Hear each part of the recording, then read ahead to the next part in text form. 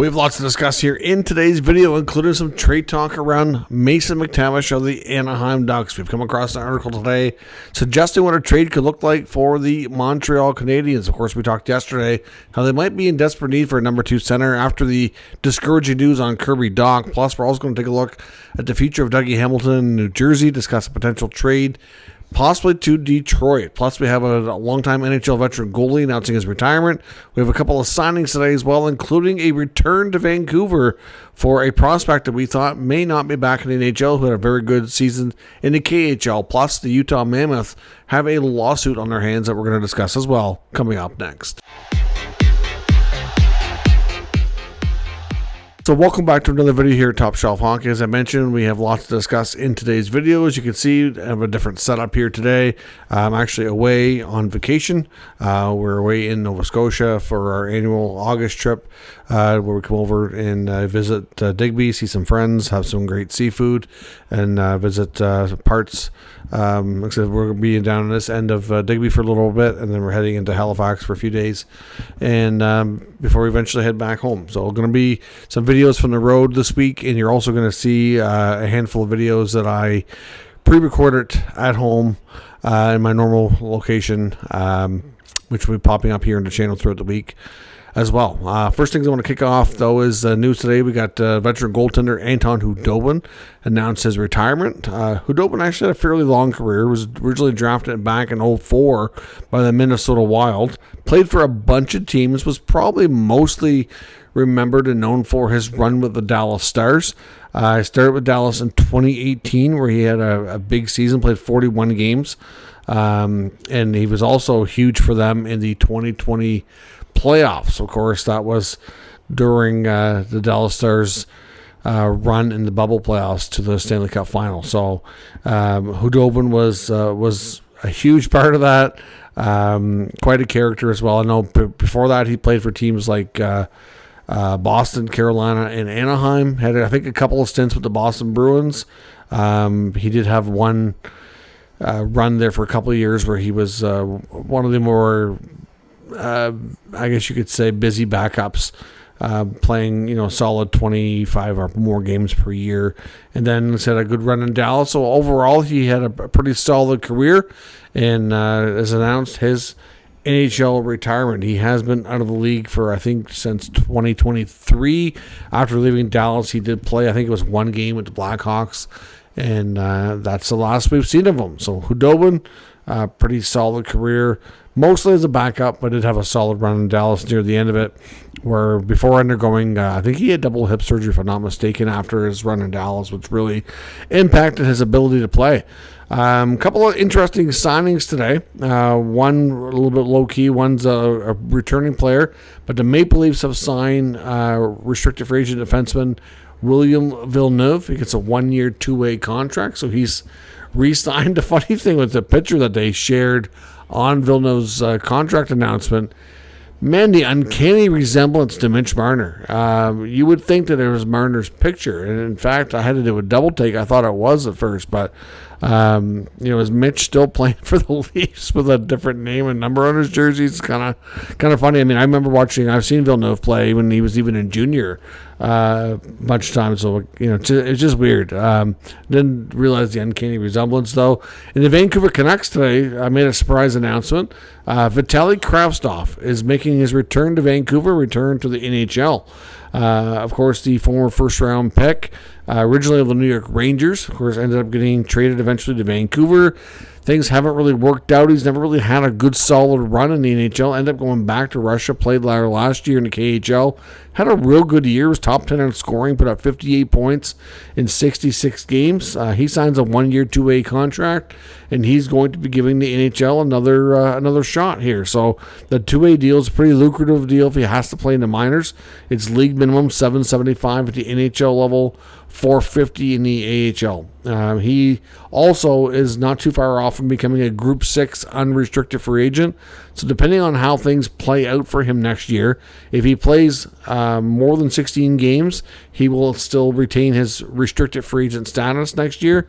If he does not hit 16 games, then he will become a Group 6 UFA and will be able to sign with any team he wishes. But at that point, though, this is it might not be a big deal for the Canucks. It might not turn out to be anything impactful because you don't know. Like, he's had his chances before. It's never worked out. But this is a player who's, like I said, he's a little bit older, a little bit more mature, had a great season in the KHL. There's not much risk here. The contract can be fully buried in the AHL if it doesn't work out. If he doesn't play NHL games, he can walk as a UFA, so be it. But we know for a team that's looking for a little bit more depth, they have found it without having to give up anything in a trade market. So to me, pretty good low risk move here by the Vancouver Canucks. Nice to see him give him another shot as well at the NHL. Now, also an interesting lawsuit that we never really saw coming today, but I've seen on social media this evening that the Utah Mammoth have filed a lawsuit against a company called Mammoth Hockey, who is a hockey bag company, which was established back in 2014.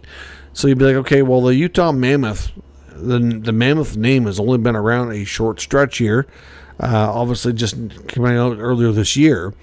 How could they file suit against Mammoth Hockey, who's been around, for like 11 years or whatever? So it seems weird. Originally, apparently, I don't know the whole history here, but based on what I could find on this information on the lawsuit, is that the Mammoth Hockey Company, when the Utah franchise named their team the Mammoth and confirmed that earlier this year, the Mammoth Hockey Company seemed supportive of this through their social media. And apparently they even inquired, I'm not sure if they actually got anywhere or not, but there was some interest, at least, in a partnership, given the, name similarity. I don't know if they ever got too far with anything or whatnot, but it just seemed like they were a company that was supportive of the Utah Mammoth. And then something has changed, and the Mammoth Hockey Company has then since been threatening litigation. And now the NHL team, because of those threats, are taking action themselves. And I'm not really sure how they're going to be able to do that. But ultimately, we'll see where this goes. But the Mammoth Hockey Company has, I guess, a good point in a sense. They are arguing that fans of other NHL teams besides the Utah Mammoth won't want to do business with them and buy their products because they're going to feel like they're supporting the Utah Mammoth when they're really not. That's the thing. Like, we know when Utah was looking for their team name, they originally wanted to be called the Utah Yeti. Yeti was the preferential name amongst the fan votes and all the, all the information that was gathered to determine that. And the Yeti company, which of course makes like the drinkware and the coolers and all that stuff, they had originally had conversations with them and they couldn't work out an agreement to be able to use that name. So, the Yeti company apparently found that it was going to be too confusing for people. That's the thing, though. That's why you have, copyright, right? Anyway, so obviously there's other names like Mammoth that had some degree of issue, but I guess maybe were the companies hockey related and maybe not a huge company. I'm not sure how big of a company they are, but I'm not really sure how this is going to play out or whatnot. Maybe it'll end up getting settled out of court. Difficult to say, but yeah, the Utah Mammoth are facing, they're creating a lawsuit after being threatened with litigation themselves. But I would suspect that the Utah Hockey Club will probably have much deeper pockets and probably have a much better opportunity to win and settle this. I'm not sure what's going to come from it or how, maybe if the Mammoth Hockey Company have to go with a name change, branding change, or how that plays out. But I don't imagine it's going to have a great deal of impact on the day-to-day operations of the Utah Mammoth to the point where we'll have to see a name change. Because obviously they just went through that. I'm sure I would hope their legal team would have been, in-depth enough and, to cover all these things. But we'll see. Now, as I mentioned, on the trade front, a couple articles that I came across here this evening looking at some trade rumors. One, Dougie Hamilton is a name that I actually talked about here very recently in one of the videos that you're going to see posted coming up here in the coming days. One of the ones I did was trade prediction. I made a couple of prediction type videos. One of them I said that with the Luke Hughes contract that they need to get done, the Devils are in a situation where they are kind of, I don't know, they have to. It's going to boil down to what the contract works out to with Luke, but they're pretty certain to have to move somebody because they have just under $7 million in cap space, and I don't think Luke Hughes is signing for anything near that. I think it's going to be much more. So there's been some talk. We already had heard rumblings about Dougie Hamilton being moved out of New Jersey on a more for a longer term play because they have also some younger D, especially ones that can play the right side, whether it be Casey or Nemec. And we've talked about Nemec being unhappy with his role and whatnot. Could they move Hamilton to create more of an opportunity for their younger D? There was that part of it. Now we have the Luke Hughes contract, so there's a salary cap implication. Could they maybe keep Hamilton for now, move a guy like Andre Palat? There's lots to look at there in New Jersey. They're probably going to have to do something. But in the short term, Hamilton is a name that's been out there. And there's an article from RedWingsInsider.com suggesting Detroit could be a good landing spot here. And really, it makes some good sense. I mean, if you take a look at where Detroit is at, their D-core is by far their weak link of the team. The team really needs to be able to move the puck better. They need to defend better. There's a lot of aspects of that D-core that need improvement. There's 2 or 3 guys, in my opinion, that need to be moved out and replaced. Hamilton could certainly kickstart that and begin that process to make that D-core better. Obviously, he could be somebody who could really help them on a power play. He could be somebody who really helps them move the puck, generate more offense, move the puck better. Now, not as easy and as super complicated just to say, yeah, that Hamilton could be traded to the Red Wings. I mean, what would Detroit have to offer? I mean, obviously they have some younger players. I would suspect that the Devils wouldn't be overly interested in getting a defenseman back. They're probably going to be more looking like, combination of, picks, prospects, maybe a young forward, somebody like that. Maybe Jonathan Berggren. Berggren's been in and out of the rumor mill about his long-term future with Detroit too. Maybe some kind of combination around Berggren, picks, prospects. I'm not really sure what it would take, but there's definitely a connection of Hamilton's name is definitely out there. I've seen it from enough different sources, but again, he does have some control over his ability to be traded through his contract with the trade protection as well. So it's not a given that it's going to happen, and if so, that if he's going to try to block it or not. But Hamilton is a player to watch, and Detroit would be a good spot for him. Whether or not they could pull off that trade, it's unclear. I don't know, but obviously, something that does make sense for Detroit to look into for sure. Now, another article I came across, and I looked at this site. I've seen this site a few times. We've looked at some other articles, and I've been critical of them before, and I'm going to be critical of them again. There is a article from Heavy.com looking at a Mason McTavish trade to Montreal. Now, Mason McTavish is a player that we've heard from various insiders saying that they think that he is available. We know there's a bit of a, I'm not sure if it's far enough along to call it a stalemate, but there's definitely an impasse, if you will, between the team and the player on the contract. He's unsigned. I think they had big plans for him to be a big part of the future, but they have added a bunch of veterans. They still have lots of cap space. But there's been rumblings McTavish isn't happy, which we've talked about before, about at least hasn't been happy with, and thrilled with the possibility of what his role is going to be, as ice time, and where does he fit in the lineup? Is he going to be a centerman? Is he going to be a winger? There's just some uncertainty, and obviously all the losing that they've gone through the last couple of years can be a bit challenging on the mental aspect of the game as well. So there's all that, right? So we don't really think and have any reason to say that Anaheim definitely wants to move him. I don't think that's the case at all. It's more of a case of, I think, any speculation is coming from the player side of it, but we'll have to wait and see. Now, we talked yesterday about the very concerning Kirby Dach news around the fact that it's looking like he's not going to be ready to start training camp, and wondering if Montreal might kind of push a little bit more urgency towards trying to get a trade done for a number 2 center. Now, McTavish would be a guy that would fit long term. I would suspect that they would try to move Dach if they were going to bring in a guy like McTavish. But here's the thing. This article suggests that a trade could be centered around Josh Anderson and Mike Matheson. And when I was looking at the potential return here, I was like, there's no way Pat Verbeek is going to do that. One, like I said, I don't think he really wants to move McTavish. And if it does end up happening, it's going to be because it's more forced by the player and more of a case of,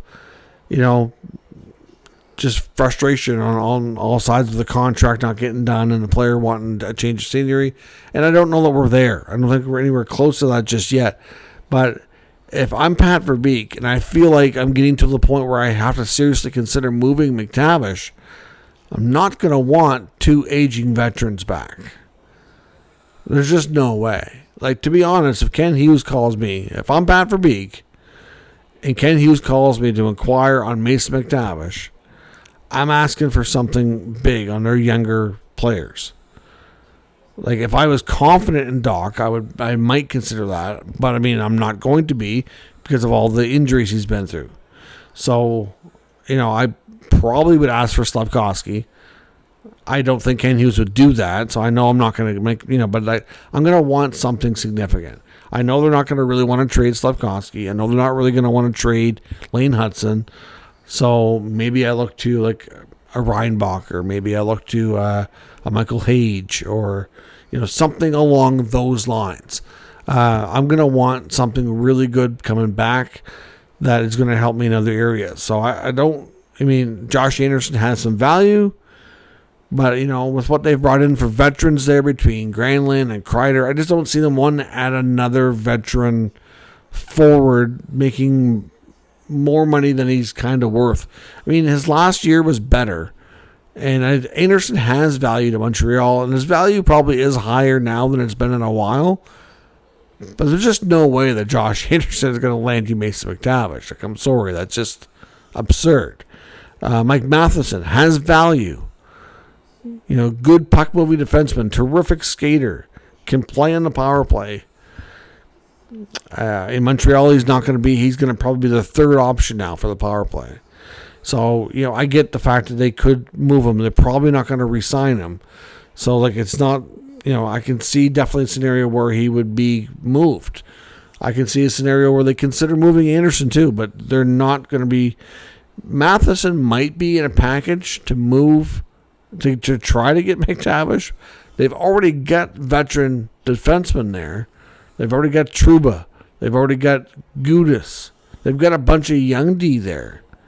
They're not going to want to add another veteran to block out another young D of theirs, and to add another veteran forward to block out another young forward of theirs.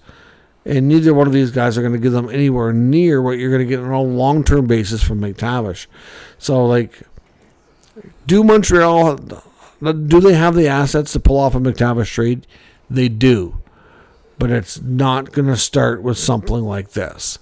If McTavish is a player that any team is seriously going to want to go after, they're going to have to come after it with a really good young player as a beginning part of a package, probably a first-round pick, and probably something else. Maybe a roster player that helps them. Now, we know Anaheim wants to stop losing. We know they want to make a push for the playoffs. So they're not going to make themselves worse, right? So they're going to, like I said, they're going to want at least one of the pieces coming back in a McTavish trade if they do it. Is going to have to be a good, youngerish player that can help that team right now. And then maybe one or two pieces that's going to be for the future. But they didn't bring in Joel Quenneville, and they didn't bring in all these other guys. We know ownership wants to try to make a push for playoffs here. They're not going to give this guy away. That's just wishful thinking. So, if you're Montreal, and if you really want this guy, are you prepared to give up one of your top young talented players? Because you're not going to get away with moving aging veterans that you just want to get rid of to make the deal happen. So let me know what you think at all. What is going to take? What's a real legit Montreal offer to land McTavish? And to be honest, if he is available, and some think he is for the right price, I think it's going to take a lot. And I don't think Verbeek is even going to consider it unless it's a substantial offer. And yeah, they could be well positioned to make a great offer, but I don't know that they have yet, but do they need to go out and address that through a number 2 center trade? I mean, with all the Doc news, is this something that Montreal needs to do urgently, or do you think they should be cautious here, not to give away the farm, so to speak, and they go into the season and kind of see what they have here before they pull a panic move? Let me know what your thoughts are on today's news and rumors. We'll discuss that in the comment section. Like I said, stay tuned for plenty of pre-recorded content, which you'll see coming to the channel as early as tomorrow. You're probably going to get, maybe not every day, but most days there's likely going to be 2 videos. Well, there'll be one that's pre-recorded and then one that's based on whatever took place that day for news and stuff that's going around the league. So let me know your thoughts on everything. Hope you're having a great summer, and I will catch you next time.